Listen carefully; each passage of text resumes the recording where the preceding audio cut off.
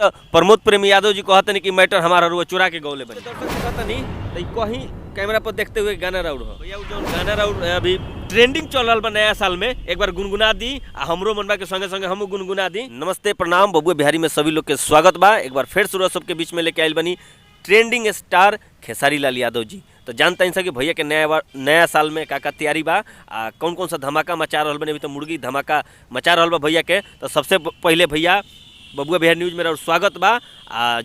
नव वर्ष की ढेर सारी शुभकामनाएं। देखी जितना श्रोता बंधु देखा तनी ए वीडियो के हमें ए चैनल से हम नमस्कार प्रणाम करतनी। सबसे पहले भैया लंदन से आयल बनी तो लंदन से प्लानिंग क के रही हाँ कि छपरा में आवते नया साल पर है मुर्गा मुर्गी क देवे के बा। देखी लंदन से आरा छपरा के बात नहीं, हम लंदने से हम सब प्लान बना के चलल बनी मुर्गा मुर्गी के। यारा छपरा के कोई मैटर नहीं के, हम लंदने से हम नहीं लंदने से समझ के नहीं लंदने से आके तब हम ये जगह देनी मुर्गा मुर्गी के गाना।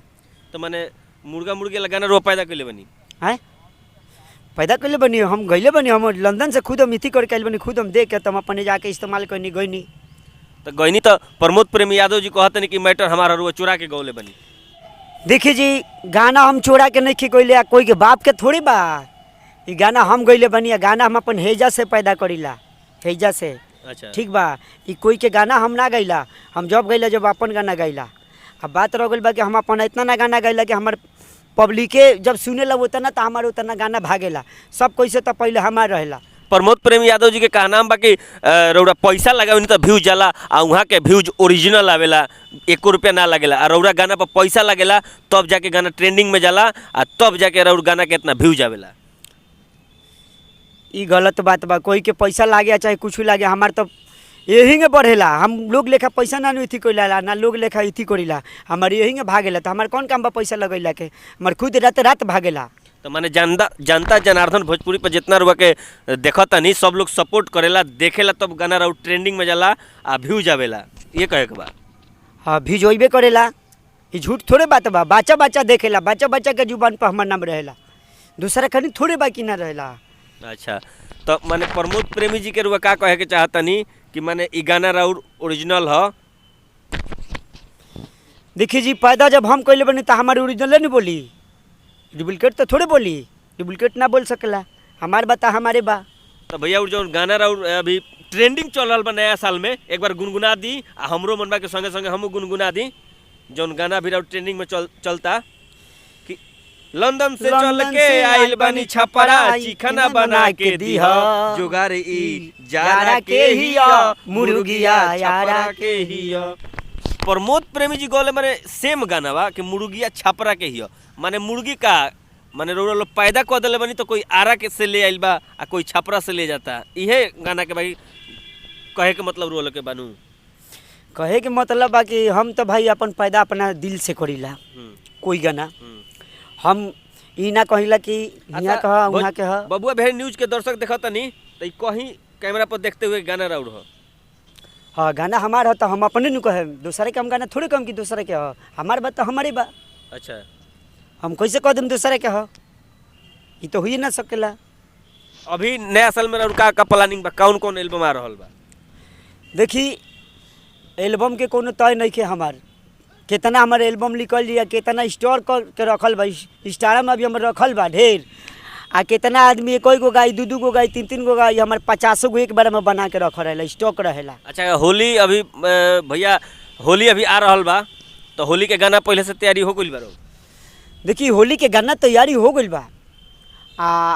गाना हमारे रखल बा। अब ये से गाना छुट्टी के पहले अपन छोड़ लो, बाद हमारे छुट्टी से गरीब आदमी के लड़का बनी हमारे कभी छूट सकता नहीं, हमारे कौन जरूरी नहीं है। सब कोई के भी बस आगे भागेला, हमारे बादी में भागी लोग से काल लेवे देवे के बा। देखी जितना भी दर्शक देखा तनी कहल जाला बर के बड़प्पन छोट के छोटा होके के चाहिए। माने खेसारी भी आज इतना ट्रेंडिंग स्टार बनी, इतना आगे बढ़ गए, फिर भी कहतनी कि गरीब घर के लड़का बनी। सचहू में भैया भैंस से डायरेक्ट आज फॉर्चूनर पर चढ़तनी, ये मेहनत के दिन बा। भैया 24 घंटा मेहनत करेनी। लाइव में भी कहले रहनी कि तू लोग इतना मेहनत करबा तो तारा लोग के फाट जाई। तो भैया ए पर का कहे के बा? 24 घंटा मानी रहुआ सूते नहीं ना। देखी सूते के तो बात अलग बा, जे ही मेहनत करेला, जे जागेला, जे ही पावेला, कहाऊ सही कहल बा। अच्छा, तो मैं रुआ रात भर जागे नहीं?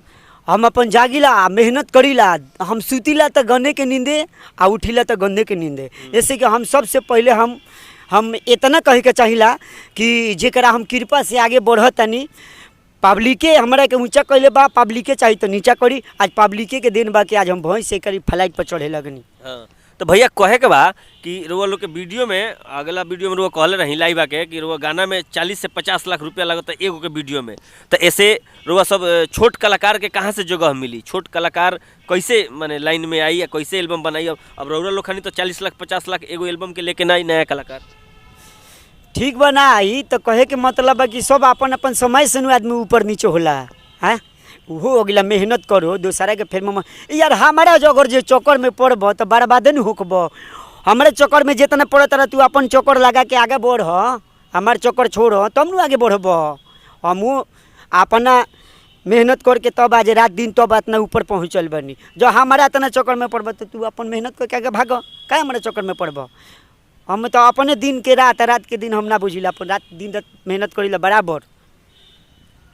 चली अभी भैया से बात भइल। भैया के एक से बढ़ के एक होली के एल्बम आवता जंगर, वो सब हर एक गाना के प्यार दुलर देता नहीं भैया के वही गाना के। तो भैया चलते चलते कुछ हो जाए, चलते चलते कुछ हो जाए, चलते चलते